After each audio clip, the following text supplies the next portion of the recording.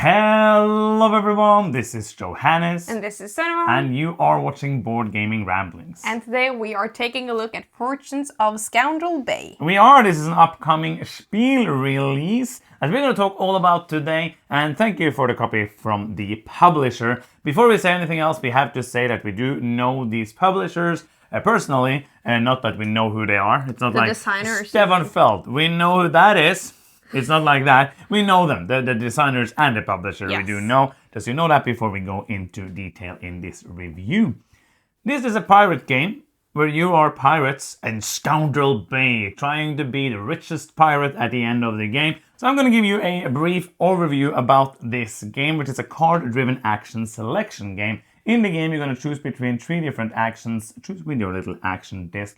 And the action that you choose is going to be blocked off for the next time it's your turn, so you always have to choose another action. There is like a different ways that you can a couple of times throughout the game maybe do the same action again, but for the most part you're doing one of 3 actions and you have to switch them around.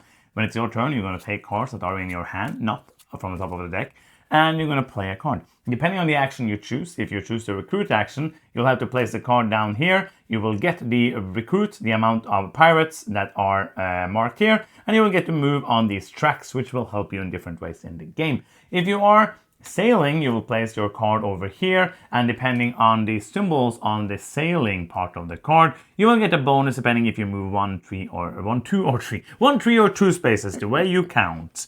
The last action is the invade action up here, and you will also play a card over here, and then it's the color of the card that matters the most, because that color tells you where you can invade. Let's say I am over here now, in this area that's adjacent that has a blue and a red flag, and this area here has a black flag, so if I want to invade either of these locations, I would have to play a card. For example, this blue card I could play to be able to invade down over here. And the amount of pirates I can invade with depends on the number of flags I have. So I start with 1 and I have 2 blue cards, which is in total is 3. So I could invade with up to 3 people. Depending on where you invade, you will do different things. You will go into hideouts to mainly score points. Nothing happens throughout the game. You will get cargo that you can deliver to different ports throughout the game. You will go to the beaches where you will dig up treasures that are random things that will give you points and also items.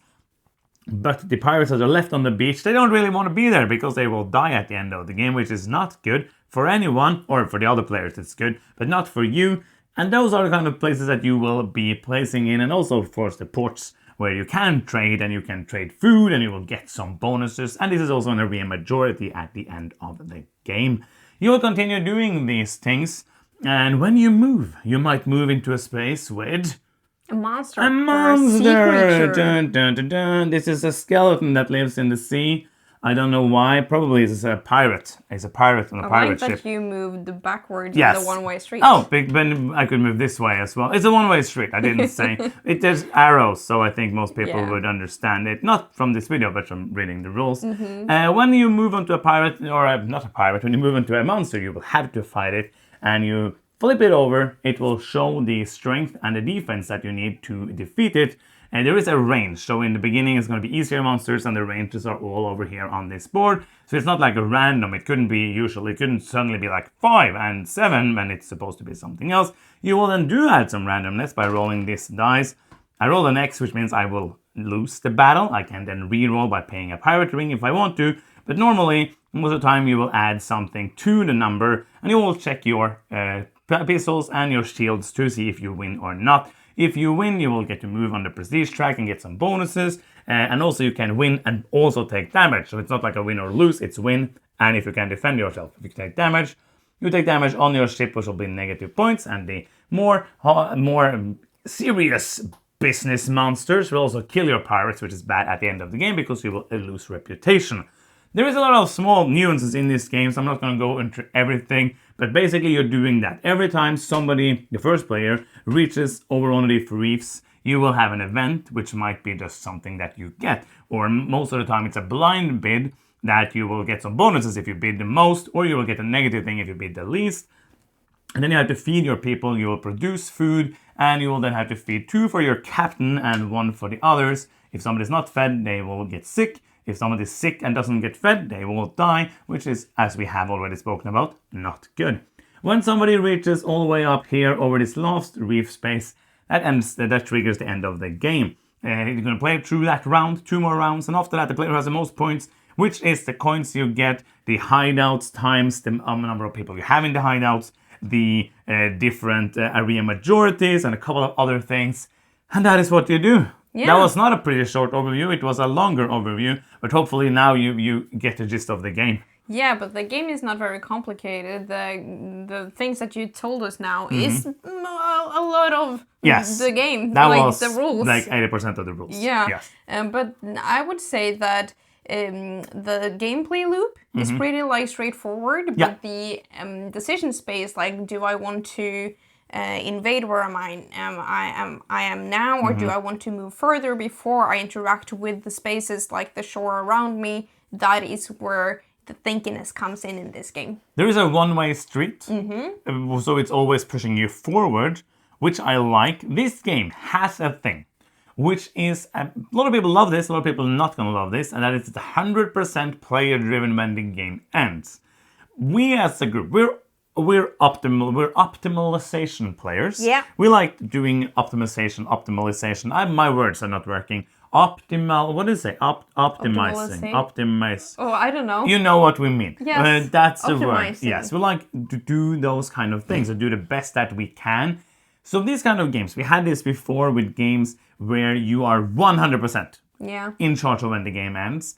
It can happen to players, and I think the more you play, it's going to happen less, is that you're going to end up just doing everything. Yeah, the game can drag if you're both having AP and also doing everything. Yeah. And you might be, because sometimes you might rush up here to get to, because some of these bases get better up here. But sometimes you can also be in a position where you spent all your dudes. You don't have any dudes left for the end of the one-way street. And I think that this is not the purpose of the game. This is not like the intention of the designers for it to be a game where you're going to do everything. But because it's player-driven, it might happen. Yeah. And if it happens in the beginning, it might just be because you're exploring the game. I felt like the more I played, the more I understood like pushing through and trying to force. Like the last time we played 2 players, I forced like a lot of your pirates to die because you didn't have food, and I pushed through even one more after a lot of your people had been sick. Yep. And then you hadn't gotten time to get more food. Yes. So it can be mean in that way. Yeah. But it's not like a super mean game in any ways other than that. But it's quite like interactive in that way. The game also kind of stops you from pushing too fast forward with these sea creatures, because if you are not upgrading the pistol and your shield track, you will get a lot of negative points if you try to take on those sea creatures very fast. I have to say one thing, which probably you have, if you're just looking at this for the first time, it looks crowded. Yeah. And it can be when you end up with like 12 different colors and people in here. It's like, which color flag is this? Can you see yellow. the things? Yeah. And you're like trying to show everything. I don't feel like it was a problem at all in actual gameplay. I agree. And we played with up to 4 players, which is the maximum. So you ended up with like a lot of things in the different spaces. But it looks more crowded, I feel like, than it is. Yeah. I really enjoy, like, there's a very nice way of doing it. Like, most of these spaces are adjacent to 2 different locations. Some, like this one, is adjacent to 3 different locations. And I feel like it's very simple to see which locations you are adjacent to, because there is like a color differentiation of each of the different types of locations, which makes it very easy to see. So I have to like give a huge props to the artwork and the graphic design here, which makes it simpler to play in a game where there is a lot of stuff going on. I agree 100%, and also the flags that indicate what color you need to use for the invade action is always the same for those locations, so you can also familiarize yourself more with it as you play. And also these different colors, usually the hideouts are black, usually the crates are red, usually the beaches are yellow. It's not very unintuitive, I would say. I have to say that this is a game where you will, and I've enjoyed this a lot lately, that we have explored games to the point where I'm seeing new strategies. Yeah. And I really like that, because doing things in this game, and then and next time you're playing, it's like, but if I do it this way, I'm not gonna say it because I want you to be able to explore it yourself when you play the game. But you like seeing nuances of the different strategies, and I have to say that it feels like different strategies will be able to win the game. I agree. It feels like there's many, like the first 2 times I won with just a heavy hideout strategy. And I was like, okay, next time I'm playing, I'm not going to do a single hideout, and I'm going to see, is there a way to win without that? And I did win without that. So there is like multiple paths to victory, I feel like. Yeah, I think the not best way to play this game is trying to do everything. Yeah. Because then you will end up just putting your eggs in too many baskets, not really getting the high points in any particular area. But I would say that the milestones, we haven't talked about those yet. Nope. But there are some milestones. Yeah. They're double-sided. There are 4 different ones, so there's basically 8 milestones you play with for each game. It's a variant, so it's like it's Yes. addition to the base game. And those give you like a bonus when you achieve them. And most of the time, if you think I'm going to go for this strategy, you'd really like to hit one of those milestones. And sometimes if you're like one off on it, you can maybe like, I'm not really going for this, but this milestone's really good. Okay, I'm just doing it a little bit. Because what you get from the milestone, which is important, is that you get an ability that is making that part of the game better, because each of them are like a link to a part of the game, and you get better at that part of the game when you get to those. We haven't set up everything, but you get like an ability. For example, this one lets you deliver crates easier, so that you can, or you get more money basically for delivering wherever you want, because usually you had to deliver to a specific port to get the full value of them. Another one will give you a part of the crates, the things that's in the crate when you get the crate. So there's like different nuances. We have felt that if you're first, there's probably going to be like one you're going to take, because some of them feels a little better. Some feel better than others. And there is also player powers in the game that you can play with, and those are giving a captain power basically to your captain.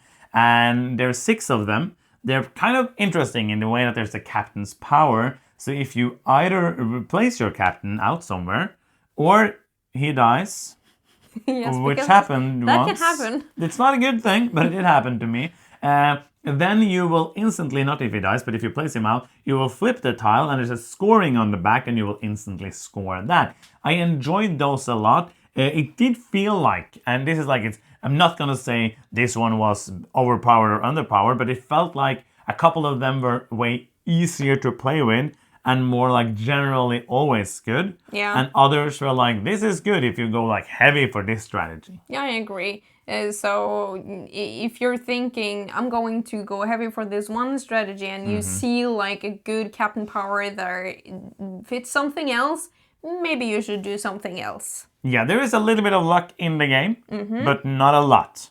I agree. I don't mind the luck in defeating the, like, fighting the sea creatures. And also, I think it is fun to have, like, some random events in a pirate game. Yeah. I'm on board with that. And this is not a game, most of, like, there's not, like, a huge pile of events, and it's not going to be like, oh, 60 of your people died. There is one event where if you bid at least 2 of your people die, that's how my captain died. Yeah. But there is, like, the other randomness, it's randomness, not luck, it's randomness, is what you get in the crates or in the treasure chest. But you do have a table which shows everything that could be in them. Yeah. So it's not going to be like, oh, this number 1 chest randomly gave you 50 coins and the other one gave you 1. It's going to be like a variation, and the higher the treasure chest value is, the more coins it's going to give you. So it's always going to be worth it, I feel like, doing these things. Yeah. It's not, you shouldn't do it because you need a specific thing, then there's better ways of getting it, but I feel like that is a nice thing. So, who do you think is going to like this game? I think, that's a good question. Yes. If you're looking for if you're into pirates, I don't think there's a lot of pirate games that I've played that I feel like, oh, cool, this is a pirate game, if you get me. And I feel like this is a pirate game. Yeah. And also, if you want, like, interesting card selection mechanism without, because it's, how would you place it? I would place it in the light medium category, maybe? No, it's absolutely medium. Medium? Yeah, 100%. So if you're not wanting like a heavy experience, but still thinkiness. Yeah, and I have to say, like, if this is not a game where you attack each other, this is a Euro game. Yes. This is like a Euro game, true and true.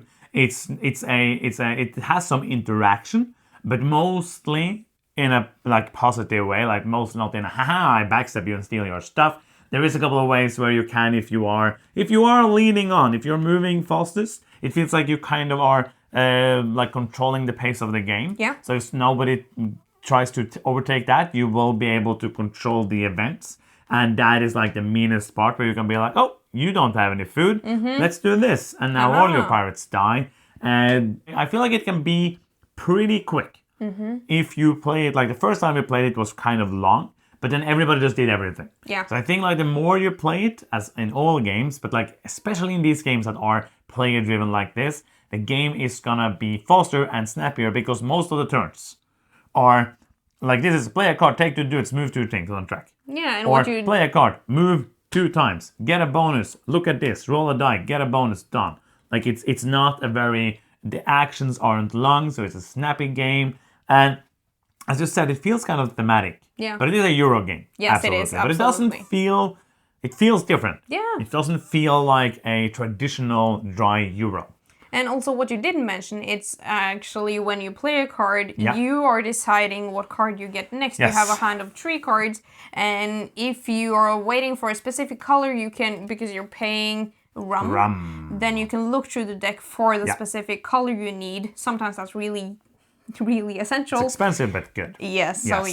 you're that is also kind of a randomness. Yeah, 100%. That you have to consider. Yeah, I only took like 80% of the rules. I didn't remember this, Oh, which is a yes. very important part of the game. So thank you for mentioning that. Let's do some final thoughts. Do you want to begin? Yes. Ooh, good. I like the core mechanism in this game, which is the card playing, action selection. I like that you're forced to do a different one that you already did, because it kind of drives the game forwards. Because if not, I could just stay here and just like bombard this action, do it better and better, and just stand there and... It's going to stop getting good. That's the thing. Yes, it's gonna stop getting good. So I enjoy, and also sometimes I want to move 3 spaces, but I really want that bonus. Yes. So then I will move once and then move twice another time. But the thing about this game is that I'm very bad at it. Because my brain will... I don't like one-way streets because I want to stop all the places. And I can't really realize that I can't. And so I end up, when I play this game, getting a little frustrated because I see all these tasks that I need to get done. And I feel like people are getting their tasks done a lot faster than I am, because I think I add too many unnecessary tasks to the list. Yeah. I add more stops than I Probably should. Yeah. And I try to do multiple strategies when I should just focus on one, because it's just like so many distractions. There's good stuff over there, and there's good stuff, and there's a crate, and I already have 2 guys there. It should be a place that I would stop. So I think it's so hard for me to prioritize in this game. With that said, I think it's a good game, so I'm going to give this a 7. I really like this game. Caveat, I'm good at the game. Yes, you are. And it's like it's obvious to say that if you had won every time you play this, Yes. you would have liked it more. Probably. But you know, like that is something like I Yeah. feel like every single gamer is like that. If you win at a game and you're good at the game, you're gonna like the game more. That's just like one of those Winner's things that bias. bias that everybody has. But I think this is a lot of fun. I think this gives me fun in a way that a lot of the other Euro games doesn't. But it is a Euro game. Like, it's a Euro game, true and true, but it tricks me into not feeling like a Euro game. It tricks me into feeling like something whimsical, a pirate life for me. It tricks me into feeling like I'm fighting monsters, but what I'm actually doing is rolling a die and looking on a track What? Like, What has happened to you? But you know, like it Do you tricks care me. about theme? No, it's not the theme, but it's a feel. Yeah, yeah. Like it's the feel of, and I do like a good theme. I just don't really matter. But it is just fun. I have a lot of fun when I play the game, and we did play the game 5 times, and I won 4. Yeah. And I should have won the 5th time. Yes, I just you did should. one mistake, the second to last turn, Yep. which lost me the game. I would have won with 100 points if I did win, but I lost with 15. So. Aha, I'll take that victory. But you know, that makes me like the game more. But it's just clicked in my brain the first time we played, and a lot of times that happens to you. Yes. And many times I need to get over to understand it. I don't feel like you got to that point. Kind of in the end. The last couple of plays, they were like, Yes. I'm starting to see this now. This is my final thoughts. I don't know why I'm talking about you. It's my thoughts. My thoughts. No, but I just think it's plain fun. I think that it gives me a nice, very unique feeling. I don't have a lot of games that gives me this feeling. What is the feeling, you ask? That is hard to pinpoint. It's hard to tell you what is the feeling, but I enjoy exploring strategies. I enjoy doing different strategies. I enjoy trying to be in the lead so I can control the game.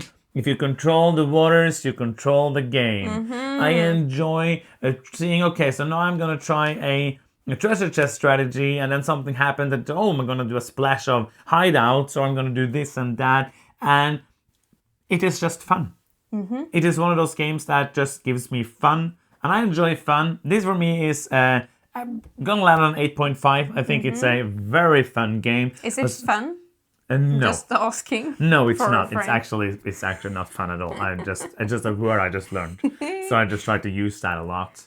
But it was no surprise to me that I was going to like this more than you after the plays that we had. Yeah. But that's going to be the end. We hope you enjoyed it and that it gave you a good feeling if this is going to be a game for you. If we see you at Spiel, you can give us the secret sign. Hope to see you there. Thank you so much for watching. I'm Johannes. I'm Senova. And you've been watching Board Gaming Ramblings, and bye-bye.